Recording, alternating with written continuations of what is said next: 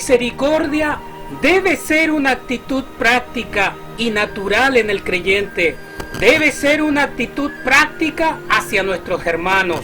Debe ser una actitud práctica hacia nuestro prójimo. De otra manera, no habría vida espiritual en nosotros. De otra manera, hermanos, quizás nunca hemos nacido de nuevo. Recuerde que nuestro Señor Jesucristo dijo: sed pues misericordiosos, como también vuestro Padre es misericordioso.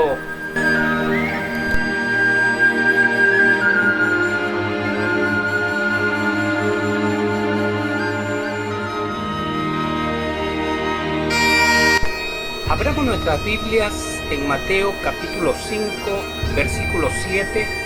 Hoy veremos la segunda parte de Bienaventurados los misericordiosos, porque ellos alcanzarán misericordia. Bien, la semana pasada habíamos definido lo que es la misericordia. Y habíamos dicho que la misericordia es la inclinación de sentir compasión por los que sufren, pero también ofrecerles ayuda a aquellos sufrientes. La misericordia no es lo mismo que la lástima. Mientras la lástima solamente se queda detenida en un sentimiento, en una emocionalidad del momento, sin ninguna acción, la misericordia actúa. La misericordia busca cesar la angustia y el problema que aquel que está sufriendo está pasando por ese momento. Entonces, en ese sentido, también vimos que la misericordia es un atributo de Dios. Y este atributo de Dios es transmitible a cada creyente por medio de Cristo. Cuando Dios viene a nuestras vidas y hace la transformación del creyente o la regeneración, pues es transmitido aquellos atributos que corresponden a cualidades naturales que cada creyente debe tener. En las primeras 3 bienaventuranzas el Señor describe ciertas cualidades del creyente que debe tener en su vida o debe vivir. La primera de ellas es que debe ser pobre en espíritu. La segunda, que llora la miseria de esa pobreza espiritual. La tercera, que por tanto viene a ser manso y humilde. La cuarta es que busca una justicia perfecta en su vida sin lograr encontrarla en este tiempo, pero buscándola incesantemente sin parar, sino que creciendo en la gracia de Dios continuamente. Y luego venimos a la quinta bienaventuranza, en donde el Señor apunta a este atributo de Dios, lo cual se ve en el creyente como un reflejo del atributo de Dios en el creyente. Este atributo transmitible solamente en aquellos que han nacido de nuevo. Por lo tanto, este creyente debe ser misericordioso, este nuevo nacido debe ser misericordioso, debe aplicar la misericordia en aquellos que la necesitan. ¿Por qué? Porque Dios es misericordioso. Así lo determina el Señor en Lucas 6:36, en donde Él concluye: sed misericordiosos porque Dios es misericordioso. Hermanos, por tanto, debemos entender de que el creyente que ha recibido la misericordia de Dios por medio de esa gracia admirable, la cual nos hace acreedores de su salvación y del perdón de los pecados, todo aquel que ha gustado y ha recibido esa gracia de Dios, pues debe, por naturaleza, por su nueva naturaleza, debe ser misericordioso. el que ha sido sacado de las tinieblas a la luz admirable de Cristo, pues debe él reflejar la gracia de Cristo en su vida, debe reflejar las cualidades de Cristo en su vida. Por lo tanto, tiene necesariamente que compadecerse de aquellos que no han conocido la gracia de Dios, aquellos que todavía están en tinieblas, entre muchas otras cosas en las cuales debemos compadecernos. Por lo tanto, finalmente nosotros el domingo pasado terminamos diciendo cómo podemos llevar a cabo tal mandamiento, cómo podemos poner en práctica este mandamiento de la misericordia o de la compasión. ¿Cómo aplicamos la misericordia en nuestra vida o en la vida de aquellos que sufren? Es la pregunta en la cual nos quedamos la semana pasada y hoy trataremos justamente acerca de cómo la llevamos en práctica. Y si verdaderamente nosotros somos misericordiosos, pues debemos estar llevando una vida en la cual apliquemos esta misericordia en diferentes aspectos, en diferentes personas y en diferentes circunstancias. Por lo tanto, he querido llevarlos a ver esta aplicación de la misericordia a través de dos parábolas que encontramos en los evangelios. Quiero que me acompañen, por favor, a el evangelio según Lucas, capítulo 10, versículo 23. Vamos a tomar lectura de esta parábola y vamos a ir viendo la aplicación de la misericordia. Ya tenemos claro lo que es la misericordia, es la acción de compadecerse por aquellos que sufren o que están pasando por un momento complejo o con mucha dificultad, pues si nosotros como creyentes ponemos remedio para alivianar o para quitar esa aflicción o esa necesidad, ya sea de nuestro hermano, ya sea de nuestro prójimo. Esto es lo que queremos ver. Entonces, dice la Escritura, y volviéndose a los discípulos les dijo: bienaventurados los ojos que ven lo que vosotros veis, porque os digo que muchos profetas y reyes desearon ver lo que vosotros veis y no lo vieron, y oír lo que oís y no lo oyeron. Y he aquí, un intérprete de la ley se levantó y dijo para probarle: Maestro, ¿haciendo qué cosa heredaré la vida eterna? Él le dijo: ¿qué está escrito en la ley? ¿Cómo lees? Aquel respondió, dijo: amarás al Señor tu Dios con todo tu corazón y con toda tu alma y con todas tus fuerzas y con toda tu mente, y a tu prójimo como a ti mismo. Y le dijo: bien has respondido, haz esto y vivirás. Pero él, queriendo justificarse a sí mismo, dijo a Jesús: ¿y quién es mi prójimo? Entonces aquí, tomando en consideración el contexto en la cual este fariseo, este maestro de la ley, le pregunta al Señor: ¿quién es mi prójimo? El Señor pues le da esta parábola, ¿no? ¿Quién es el prójimo?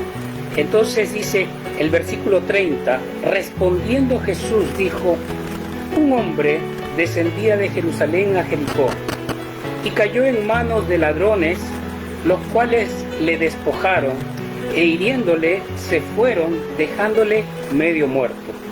Aconteció que descendió un sacerdote por aquel camino y viéndole pasó de largo. Asimismo, un levita llegando cerca de aquel lugar y viéndole pasó de largo. Pero un samaritano que iba de camino vino cerca de él y viéndole fue movido a misericordia, y acercándose vendó sus heridas, echándoles aceite y vino, y poniéndole en su cabalgadura lo llevó al mesón y cuidó de él. Otro día, al partir, sacó 2 denarios y los dio al mesonero y le dijo: cuídamele, y todo lo que gastes de más yo te lo pagaré cuando regrese. ¿Quién pues de estos 3 te parece que fue el prójimo del que cayó en manos de los ladrones? Él dijo, el que usó de misericordia con él. Entonces Jesús le dijo, ve y haz tú lo mismo. En esta parábola, hermanos, nosotros vamos a ver la aplicación de la misericordia, la aplicación de la compasión. En primer lugar, aquí hay tres personajes, aún cuatro con respecto a la persona que ha sido asaltada y ha sido herida. Tenemos a un sacerdote, tenemos a un levita y también a un samaritano. La historia que cuenta el Señor es acerca de una persona que es asaltada. Suponemos de que esta persona asaltada es un judío, de modo de que la persona está tirada en el suelo, herida, y pasa por ahí un sacerdote el cual tiene como tarea la de hacer de intermediario entre el pueblo judío y Dios. Un sacerdote que conoce la ley de Dios, un sacerdote que debe aplicar la ley de Dios constantemente en su vida, porque también la enseña, porque también edifica con la palabra de Dios, y de modo de que conoce las Escrituras claramente.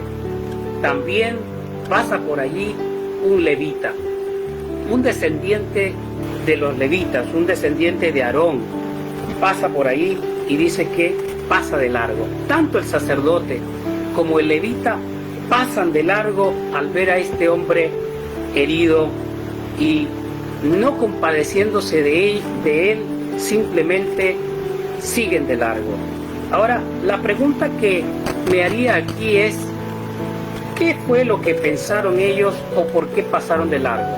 Podemos hacer muchas suposiciones, pero simplemente el resultado es que, conociendo la ley de Dios, conociendo cómo Dios nos enseña a conmiserarnos de aquellos que sufren, ellos simplemente vieron a su hermano judío y pasaron de largo.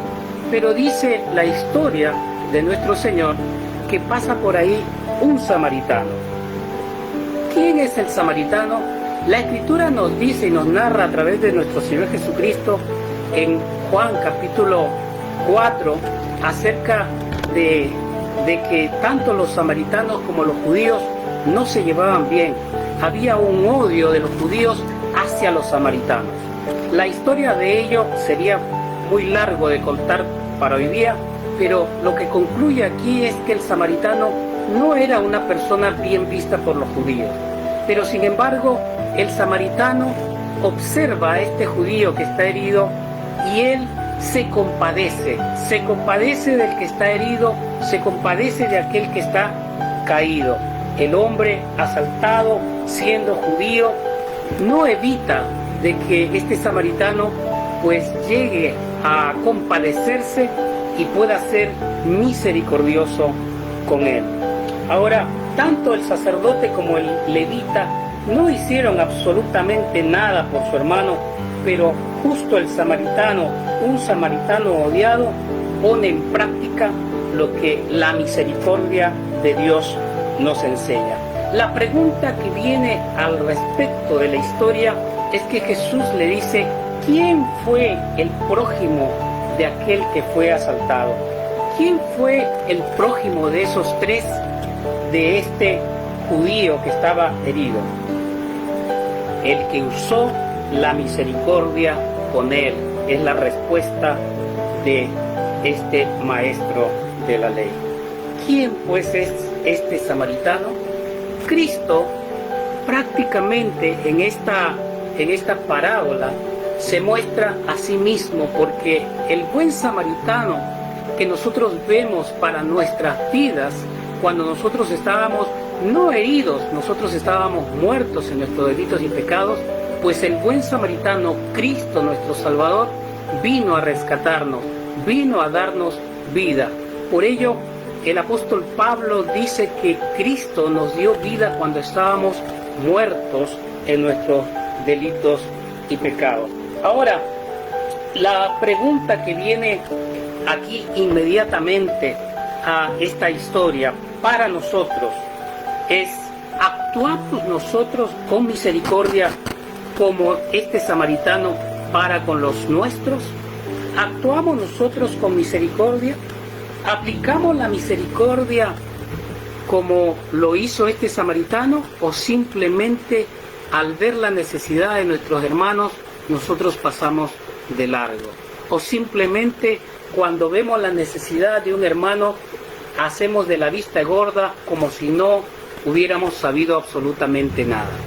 ¿Cuál es la actitud que tenemos nosotros como creyentes ante la necesidad del que sufre?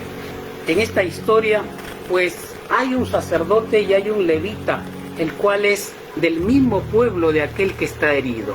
Ese es su hermano el que está caído, pero sin embargo ellos hacen caso omiso a esa necesidad y pasan de largo. Pero sin embargo, aquel que era odiado por los judíos es aquel que realmente se compadece de la necesidad de este moribundo y no solamente pone acción.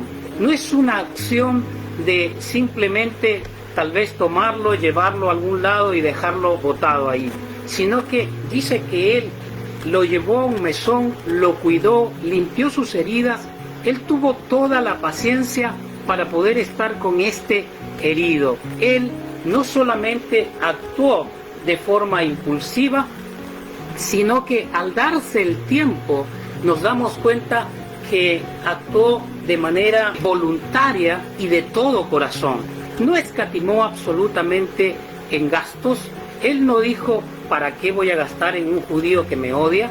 Él no vio las diferencias que tenían, simplemente se conmiseró con aquella persona que estaba necesitada.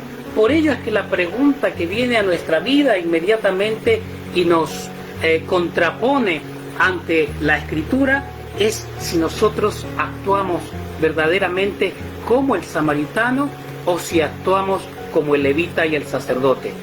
Hermanos, aquí es donde queremos hacer la aplicación directa. Si tanto el sacerdote como el levita era de la misma familia de aquel que estaba herido, en primer lugar queremos aplicar esta enseñanza, la misericordia, hacia aquellos que están más cerca de nosotros.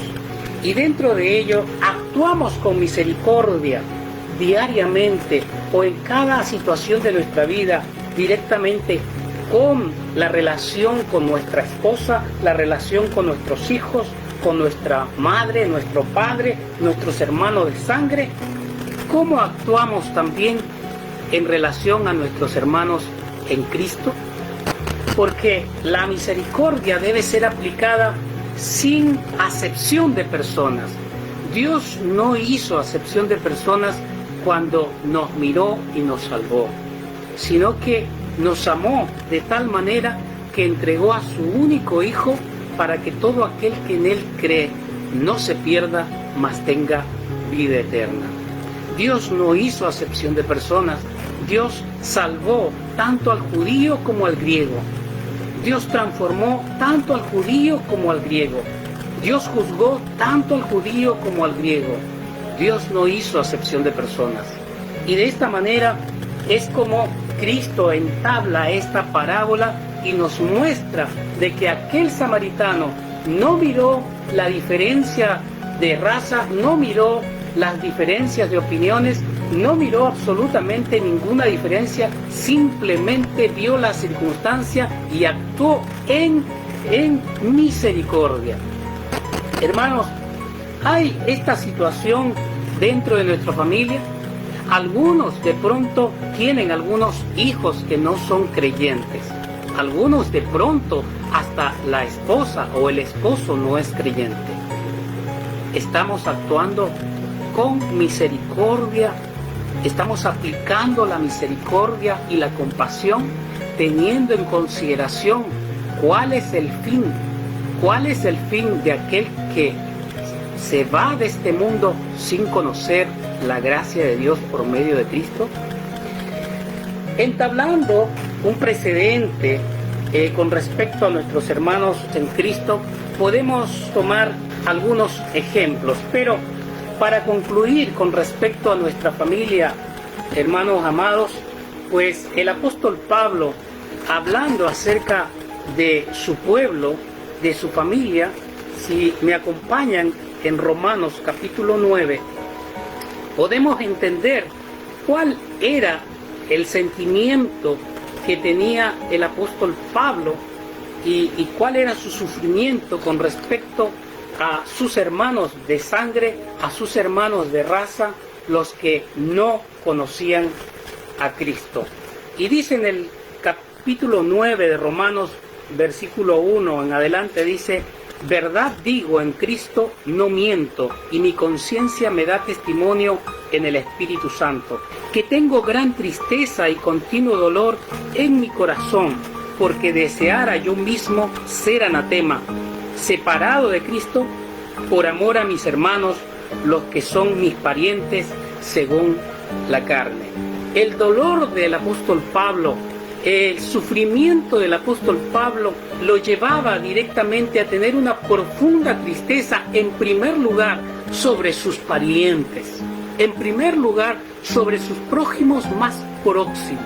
Y él aquí dice: tengo gran tristeza y continuo dolor en mi corazón, y deseara yo mismo ser anatema, deseara yo mismo perder mi salvación, en otras palabras, a fin de que ellos sean salvos, a fin de que ellos alcancen la misericordia de nuestro Dios.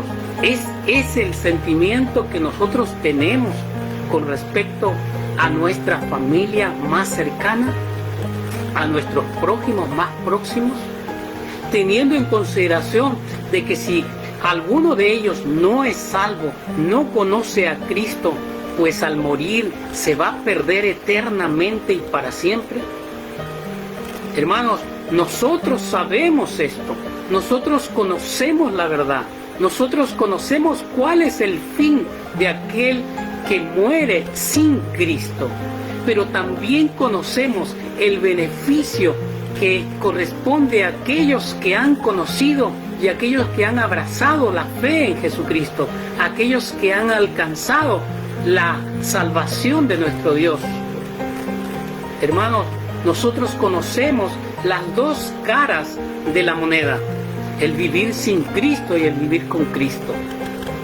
¿No te compadece el hecho de tener a alguien de tu familia que no conoce al Señor aún? Hermanos, por ello es que la misericordia debe ser aplicada hacia nuestro prójimo más próximo en primer lugar. Estoy tomando únicamente el punto espiritual en el sentido de aquellos que no conocen a Cristo. Pero esto debe ser en base a todas las áreas.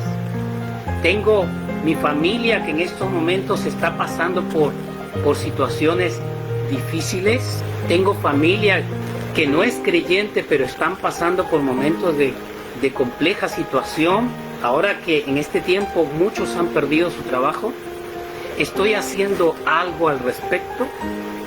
Si bien es cierto, el apóstol Pablo nos indica de que nosotros tenemos cierta responsabilidad para con nuestros hermanos en primer lugar, pero también nos dice que es para con los otros también.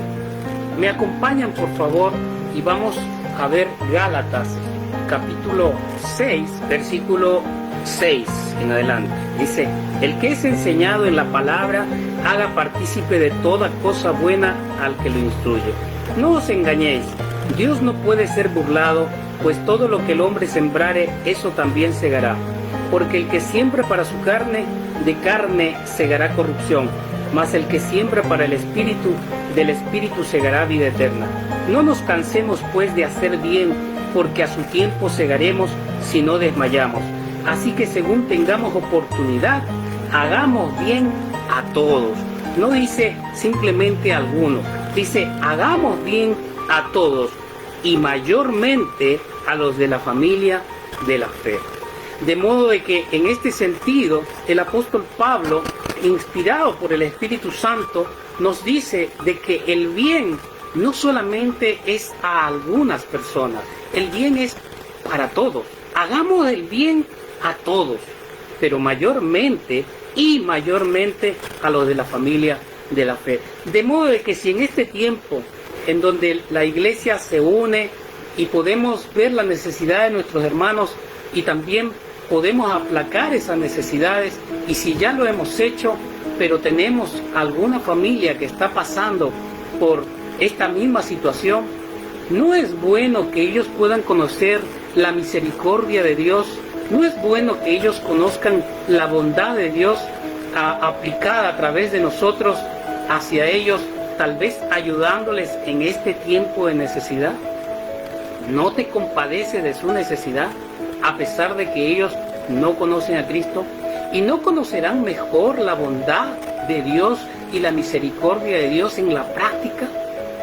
¿No es mejor que ellos no solamente conozcan acerca del amor de Dios que los llama al arrepentimiento, sino que además de llamarlos al arrepentimiento para perdón de sus pecados y tener salvación de sus almas, también enseñarles de que Dios se ocupa de sus necesidades físicas y que estas necesidades físicas son llevadas por aquella familia que es de la familia de Dios? ¿No sería mejor eso? Porque la predicación del Evangelio no solamente son con palabras, sino también debe ser con hechos. Por eso, hermanos, el apóstol Pablo escribe aquí y dice que debemos hacer el bien a todos, pero fundamentalmente a los de la familia de la fe. Entonces, hermanos, la necesidad nuestra de hacer el bien hacia nuestra familia, de hacer el bien hacia aquellos que están más cercanos a nosotros, debe ser imperiosa, debe ser necesaria. Nuestra misericordia debe ser aplicada en primera instancia a nuestros prójimos más próximos. ¿Por qué? Porque nosotros conocemos sus necesidades. Porque nosotros conocemos sus necesidades. Ahora, ¿somos misericordiosos con nuestros prójimos más próximos? ¿Actuamos con compasión hacia ellos? Misericordia y compasión no es permisividad, no simplemente se queda dejando el pecado sin denunciar. Misericordia es simplemente ir en base a la necesidad física o espiritual que la persona tiene en ese momento. Pero cada vez que nosotros ayudamos en forma espiritual, también debiéramos ayudar en forma física y material.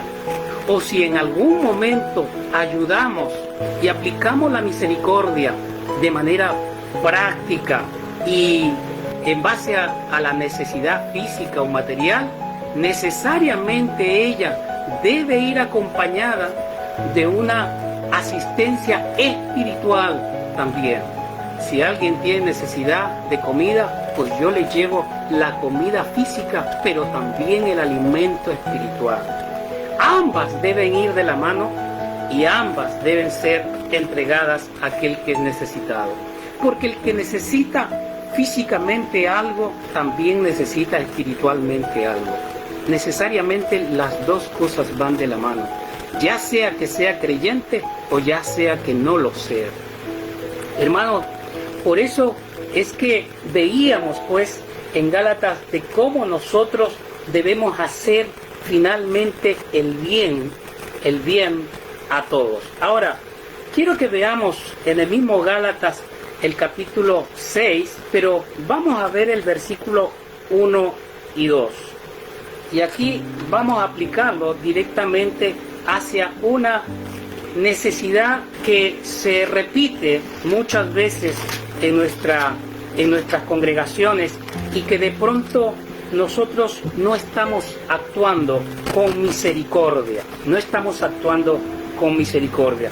Porque definitivamente tener compasión o misericordia, como decía hace unos momentos, no es permitir el pecado dentro o en la vida de alguien, no, sino que denunciamos el pecado, aborrecemos el pecado, pero hay una forma de aplicar la misericordia sobre aquel que ha pecado. Y justamente el apóstol Pablo habla acerca de este caso en el capítulo 6, versículo 1 y 2. Dice: hermanos, si alguno fuere sorprendido en alguna falta, vosotros que sois espirituales, restauradle con espíritu de mansedumbre, considerándote a ti mismo, no sea que tú también seas tentado. Sobrellevad los unos las cargas de los otros y cumplid así la ley de Cristo. Aquí estamos en un caso dentro de la iglesia. Primero hemos visto cómo nosotros aplicamos la misericordia hacia nuestros prójimos más próximos, hablando de aquellos que son de nuestra carne, de nuestra sangre. Pero ahora queremos ver cómo se aplica la misericordia dentro de la familia de la fe, dentro de la iglesia y en relación a nuestros hermanos en Cristo. En este aspecto hay un ejemplo que cita el apóstol Pablo, y es considerando a un hermano que ha caído en una falta, ha caído en pecado. Y él empieza diciendo: si alguno fuere sorprendido en alguna falta, vosotros que sois espirituales, si alguno es sorprendido en alguna falta, ¿qué es lo primero que debo hacer? Versículo 1, la primera cosa que nosotros debemos hacer es restaurarle, restaurar a nuestro hermano. Es lo primero que debemos hacer. No es enrostrándole su pecado, no es enrostrar el pecado o hacerle notar nuestra gran molestia o hacerle notar lo terrible que es el pecado que ha cometido. No está diciendo eso el apóstol Pablo. El apóstol Pablo dice: si alguno es sorprendido en alguna falta, vosotros que sois espirituales. Quiere decir que en primera instancia debemos ver la falta de nuestro hermano desde un punto de vista espiritual y no carnal. ¿A qué nos conlleva esto? A que si yo lo veo de forma carnal, obviamente la carne tiene sus frutos. Y dentro de los frutos de la carne, pues está la ira. Voy a airarme contra aquel que es siervo de mi Señor cuando no es mi siervo, sino que es mi consiervo, aquel que es exactamente igual que yo. Yo no soy superior a aquel que ha caído, él no es peor que yo, sino que es mi hermano. Tenemos la misma condición, simplemente él ha sido sorprendido en alguna falta. Él ha caído en una falta. Entonces dice el apóstol Pablo: vosotros que sois espirituales, restauradle. Lo primero que debe venir a nuestra mente es: ¿cómo restauro a mi hermano? Es como el samaritano viendo al judío que está ahí herido. Él no va a averiguar en primera instancia qué es lo que pasó, si él tuvo la culpa, si él se peleó, si estaba borracho o no, etcétera, etcétera. No, él simplemente vio la necesidad de aquel miserable que está ahí moribundo. Y lo que nos dice la Escritura es que lo primero que debemos considerar cuando un hermano cae es cómo lo restauro. ¿Cómo restaurarle? Ahora, ¿cómo puedo sentir o cómo puede venir esto a mi mente y a mi corazón? ¿Sabes cómo? En primera instancia, considerándote a ti mismo. Como dice aquí: si alguno fuere sorprendido en alguna falta, vosotros que sois espirituales, restaurarle con espíritu de mansedumbre, considerándote a ti mismo, no sea que tú también seas tentado. Considerarme a mí mismo, mirándolo a él, es simplemente viéndome a mí. ¿Qué me gustaría que si yo caigo en pecado, ¿qué me gustaría que hicieran mis hermanos conmigo? Porque si yo no me considero al mirar a mi hermano caído, quiere decir que hay orgullo en mi corazón y yo considero que soy mejor que él. Y de verdad, hermanos, que la justicia que hay en nosotros no es nuestra, es la de Cristo. Es la de Cristo que se va reflejando día a día en nuestra vida, si es que estamos en Cristo y si es que estamos creciendo en la gracia de Dios. Pero si no crecemos en la gracia de Dios, si no somos realmente humildes y mansos ante esa situación, quiere decir, o nos hemos detenido o simplemente nunca ha habido una restauración real, nunca ha habido un nuevo nacimiento en nuestra vida espiritual. Consideramos de que somos mejores porque simplemente hemos llegado a ser religiosos y creemos que nuestra vida justa nos hace mejores que otros, cuando en realidad, si estamos viviendo justamente, no es por nuestras fuerzas, sino es Cristo en nosotros. Hermanos, de esta manera, lo que el apóstol Pablo está diciendo aquí es que para yo poder llegar a pensar de esa manera, en poner en primera instancia ante mi hermano caído, es la restauración de aquel, es solamente si yo me considero en él a mí mismo, porque pueda ser que también sea tentado y caiga. Recuerda de que si en las tentaciones no has caído, es porque el Señor nos sustenta, el Señor nos sostiene, porque de otra manera caeríamos fácilmente si no estamos asidos de aquel que es la roca, Cristo nuestro Salvador. Entonces, hermanos, el versículo 2 nos dice: sobrellevad los unos las cargas de los otros y cumplid así la ley de Cristo. Sobrellevad la carga los unos de los otros y cumplid así la ley de Cristo. ¿Cómo llevo la carga de mi hermano? Cuando yo me considero en él. Entonces, nuestro pensamiento, nuestro buen pensamiento que viene del Espíritu Santo morando en mí, es en primera instancia restaurar a mi hermano. Restaurar a mi hermano. De esa manera llevamos las cargas los unos de los otros y cumplimos la ley de Cristo. ¿Cuál es esa ley? ¿No nos enseñó el Señor? En Juan 13:34 dice el Señor: ámense los unos a los otros. Amaos los unos a los otros. El amarnos como Él nos amó. Hermanos, versículo 9, como lo habíamos leído hace unos momentos, dice: no nos cansemos pues de hacer el bien, porque a su tiempo segaremos si no desmayamos. Hermanos míos, ¿te cansas de hacer el bien de pronto? ¿Estamos considerando eso? ¿Nos cansamos de pronto de congregarnos? ¿Ah?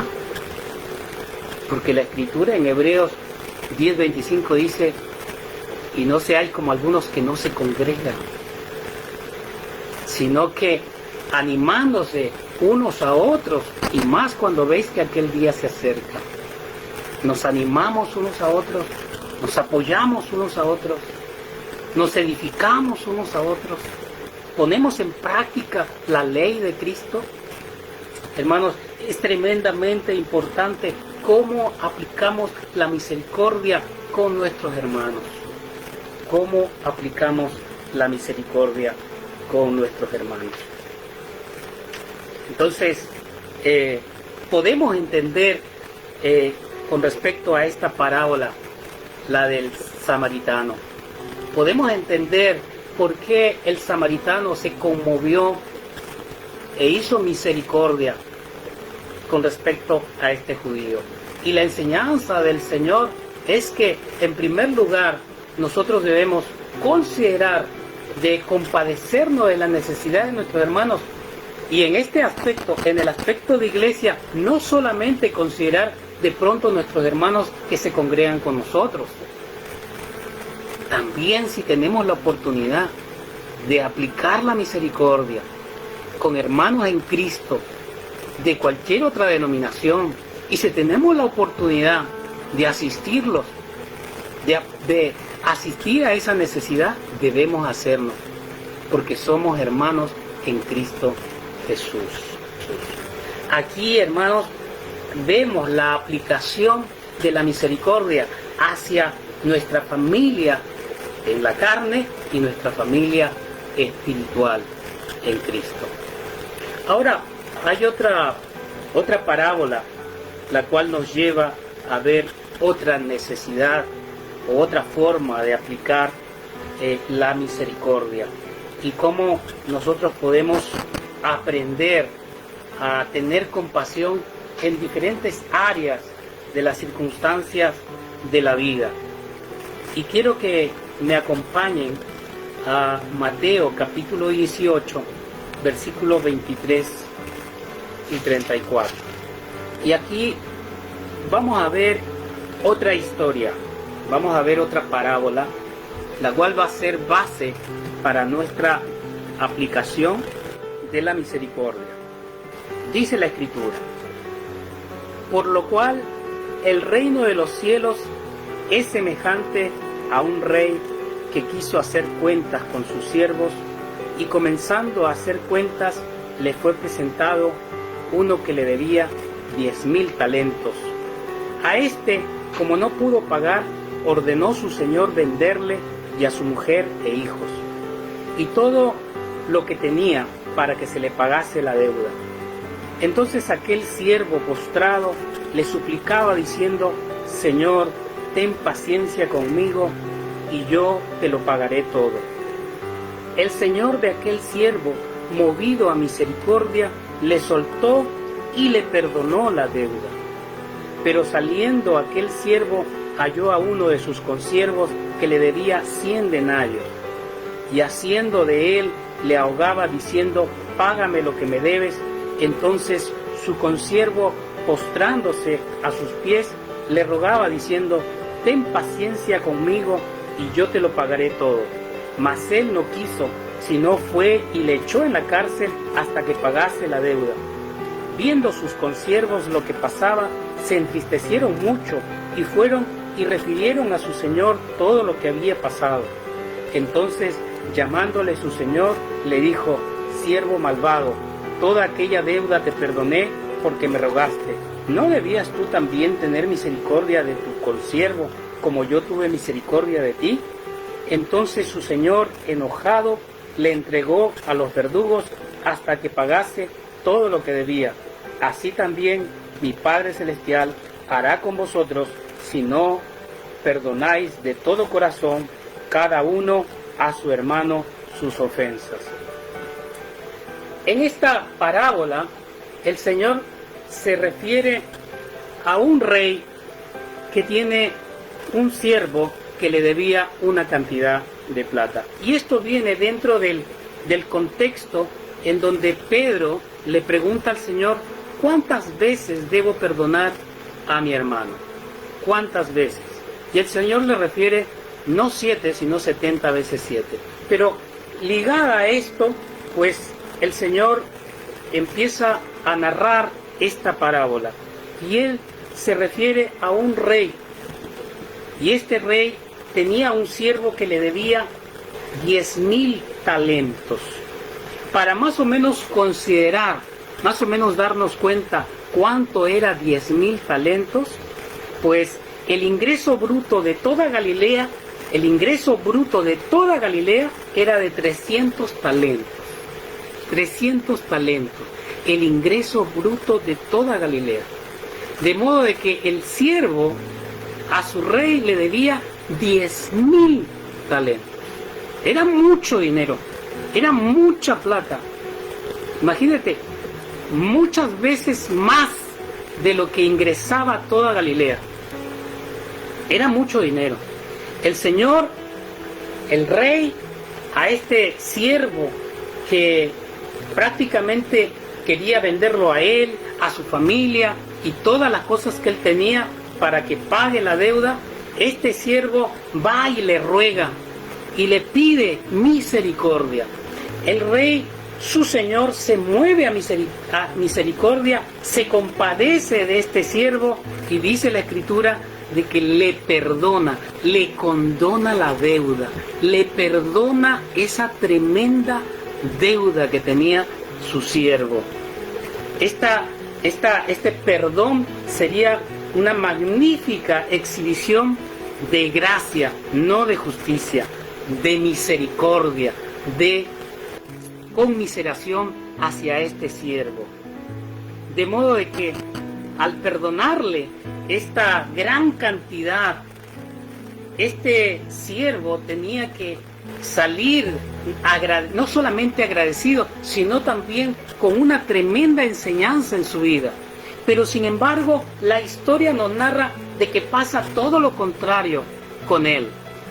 Él a su vez tenía un consiervo que también le debía, pero lo que le debía era equivalente para nuestro tiempo tan solo a unos cuantos miles de pesos.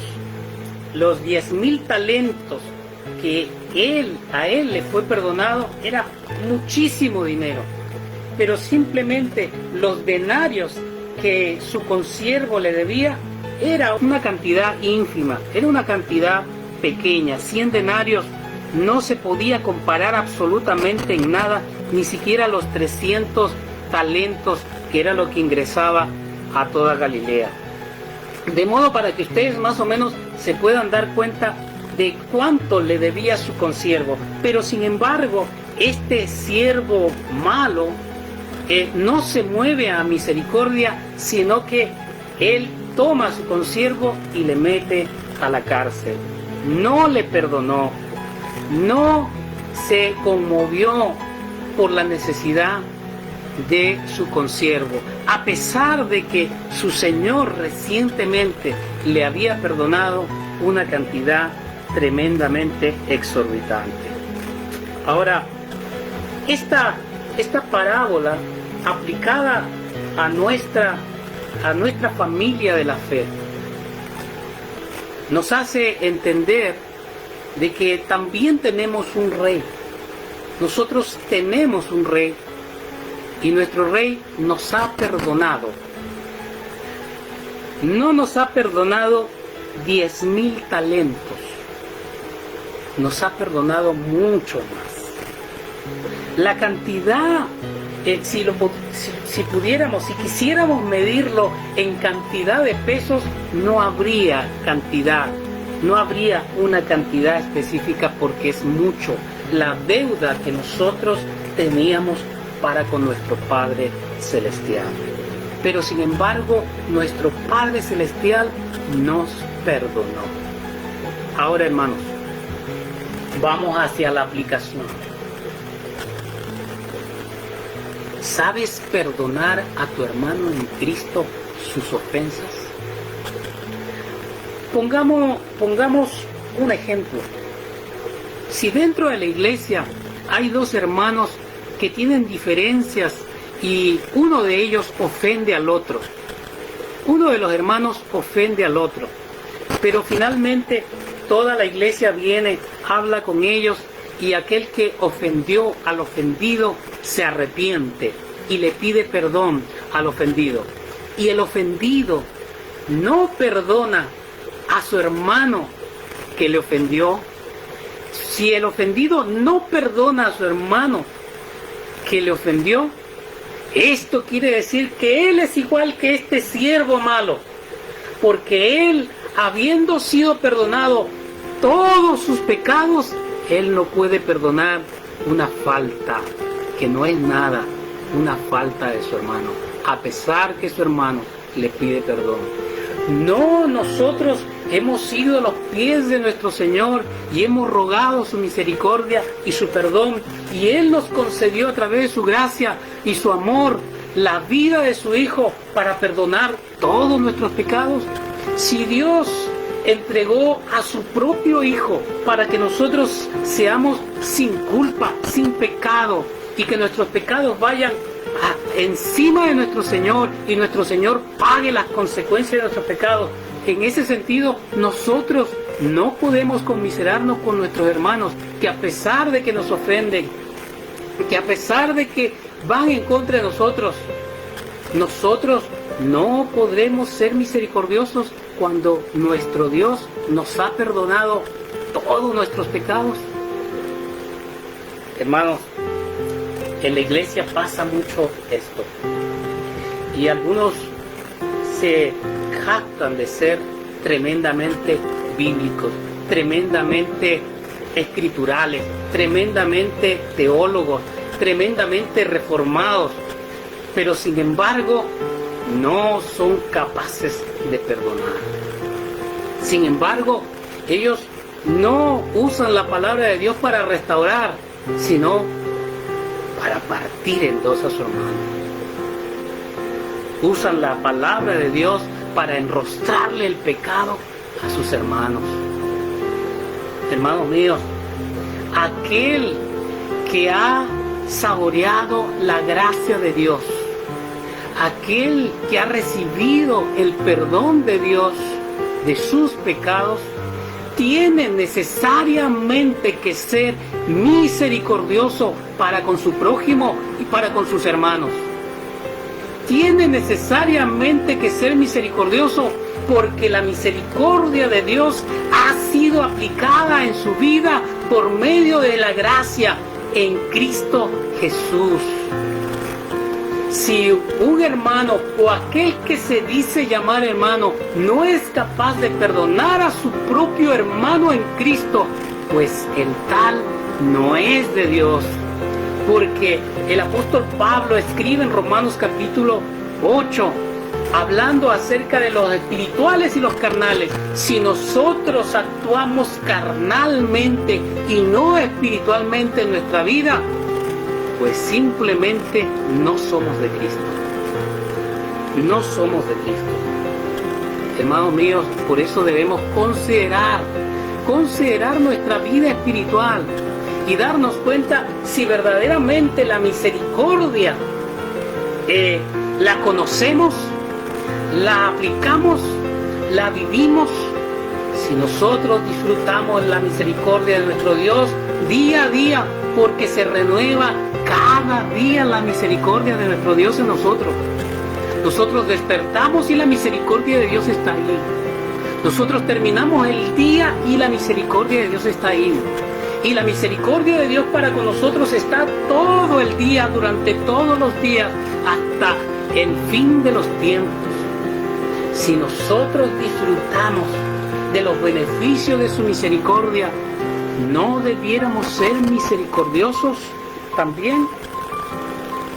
¿No debiéramos aplicar la misericordia para con los nuestros, para con nuestros semejantes? Hermanos, Proverbios capítulo 3, versículos 3 y 4 dice: nunca se aparten de ti la misericordia y la verdad. Átalas a tu cuello, escríbelas en la tabla de tu corazón, y hallarás gracia y buena opinión ante los ojos de Dios y los hombres. Qué maravilloso aquello que Salomón escribió. Qué maravilloso. Proverbios 16:6 dice: con misericordia y verdad se corrige el pecado. Con misericordia y verdad se corrige el pecado. Cuán importante es y debe ser la misericordia en nuestra vida. Si verdaderamente estamos en Cristo, pues debemos reflejar la misericordia de Dios en nuestras vidas. Debemos aplicar la compasión para con nuestros hermanos en Cristo, la compasión para con nuestros hermanos de carne y sangre, la compasión para con nuestros prójimos. Y justamente con respecto a eso, quiero llevarlos finalmente, tomando en consideración una pregunta. ¿Cómo tener misericordia para con nuestros enemigos? ¿Cómo aplicar la misericordia hacia nuestros enemigos? Debemos aplicar la misericordia y la compasión hacia aquel que simplemente está en contra mía y que lo único que quiere es destruirme. Acompáñenme en Mateo capítulo 5 y vamos a leer del 43 al 48. Dice el Señor: oísteis que fue dicho, amarás a tu prójimo y aborrecerás a tu enemigo. Pero yo os digo, amad a vuestros enemigos, bendecid a los que os maldicen, haced bien a los que os aborrecen y orad por los que os ultrajan y persiguen, para que seáis hijos de vuestro Padre que está en los cielos, que hace salir su sol sobre malos y buenos y que hace llover sobre justos e injustos.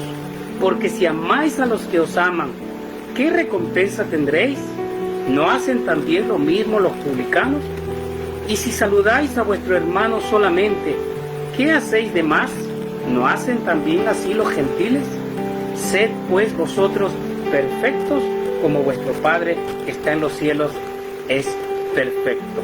Pero Lucas capítulo 6, versículo 36, al final de este pasaje, Lucas dice: sed pues misericordiosos, como también vuestro Padre es misericordioso. De modo de que aquí, en esta enseñanza, el Señor está llevándonos a ver cómo aplicar la misericordia sobre nuestros enemigos, cómo aplicar la compasión sobre aquellos que nos aborrecen.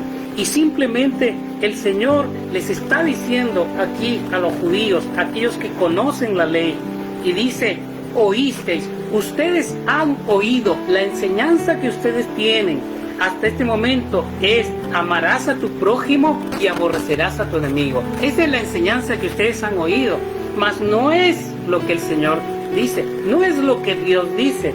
Mas yo os digo, dice el Señor. Él simplemente les está corrigiendo algo que ellos habían entendido, pero no es esa la interpretación de la ley. Él dice: mas yo os digo, amarás a tu prójimo, amad a vuestros enemigos, bendecid a los que os maldicen, haced bien a los que aborrecen y orad por los que os ultrajan y os persiguen. Amad, bendecid, haced bien, orad por aquellos que te aborrecen, por aquellos que quieren el mal contigo. En simples palabras, ten misericordia de aquellos que no conocen la gracia de Dios. Y verdaderamente aquí, hermanos, en esta área es donde nosotros podemos patinar, donde nosotros tal vez topamos. Tal vez ahí está nuestro carácter, tal vez ahí está nuestra enseñanza antigua, tal vez está ahí un montón de situaciones personales, pero sobre todas esas cosas, hermanos, debemos anteponer las enseñanzas de nuestro Dios. Y aquí el Señor nos está diciendo: aplica la misericordia sobre tus enemigos. Si tú eres capaz de aplicar la misericordia sobre tus enemigos, vas a aplicar la misericordia sobre tus hermanos, sobre tus prójimos, sobre todos. ¿Por qué? Porque para que seáis hijos de vuestro Padre que está en los cielos, tienes que hacer misericordia con tus enemigos. Es terrible, tenemos que analizar nuestras vidas en este aspecto, hermanos, porque estas son palabras del Señor, y la palabra del Señor directa, hablando de la misericordia hacia tus enemigos, hacia aquel que a ti tal vez no te cae muy bien porque, qué sé yo, puede ser un jefe del trabajo, puede ser un vecino, Inclusive puede ser un familiar, puede ser cualquier persona que está contra ti, que te odia, que lo único que quiere es destruirte. Pero el Señor dice, si tú has oído que debes amar a tu prójimo y aborrecer a tu enemigo, no es eso lo que debes hacer, sino que debes bendecir al que te maldice. Debes amar a tu enemigo, debes orar por tu enemigo, debes hacerle bien a tu enemigo, al que te aborrece, al que te persigue, al que quiere tu vida. ¿Para qué? Para que haciendo esto, recién tú puedas llamarte hijo de Dios. ¡Wow! Aquí el Señor está diciendo de que yo no soy hijo de Dios simplemente porque he hecho una oración y que en esa oración le he pedido perdón por mis pecados y que hice una profesión de fe y simplemente por eso ya soy hijo de Dios, o porque me bauticé, o porque voy y me congrego en una iglesia, sino que la vida del creyente es práctica. Y en esa práctica del creyente debe reflejarse las cualidades de aquel que nos dio vida, de aquel que es nuestro Padre, porque los hijos se deben parecer a los padres.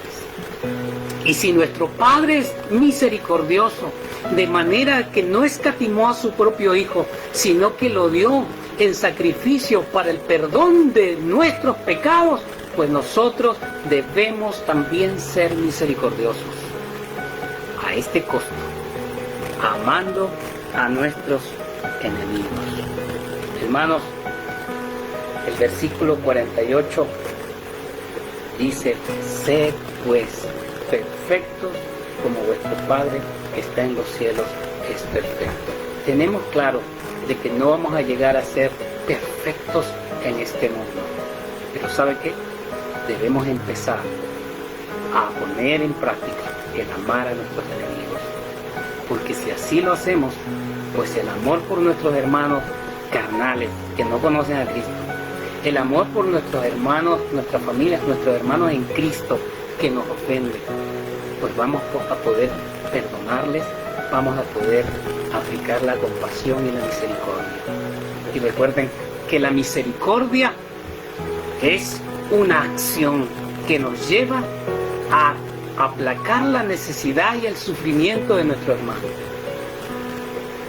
Y la necesidad y el sufrimiento de nuestro prójimo. ¿Qué tenemos que hacer para esto? ¿Cómo puedo aplicarlo? En primera instancia, el Señor nos enseñó en Juan capítulo 15, versículo 5, dijo, sin mí nada podéis hacer. Sin mí absolutamente nada podéis hacer. Tal vez me dirás, pero hermano, eso es muy difícil, amar a mi enemigo. Es muy difícil. Ni siquiera puedo orar por mi enemigo porque me siento hipócrita. Pues, si te sientes hipócrita, no puedes orar, pues tienes que ir inmediatamente al trono de gracia. Hebreos capítulo 4, versículo 16 dice, acerquémonos pues confiadamente al trono de gracia para alcanzar misericordia y hallar gracia para el oportuno socorro. Debemos ir al trono de gracia, a nuestro Señor Jesucristo, a sus pies, para que Él pues haga misericordia con nosotros y nos conceda tener esa necesidad de poner en práctica la misericordia, de que emerja en nuestras vidas la misericordia de Dios y podamos amar a nuestros enemigos, podamos orar por nuestros enemigos, podamos nosotros bendecir a nuestros enemigos y hacerle bien a aquellos que están en contra de nosotros. Porque de esa manera, hermanos, seremos hijos de Dios. De esa manera, dice, para que seáis hijos de vuestro Padre que está en los cielos, que hace salir el sol sobre justos e injustos y hace llover sobre justos e injustos. Apliquemos pues la misericordia, porque conocemos la misericordia de Dios en nuestras vidas. Oremos.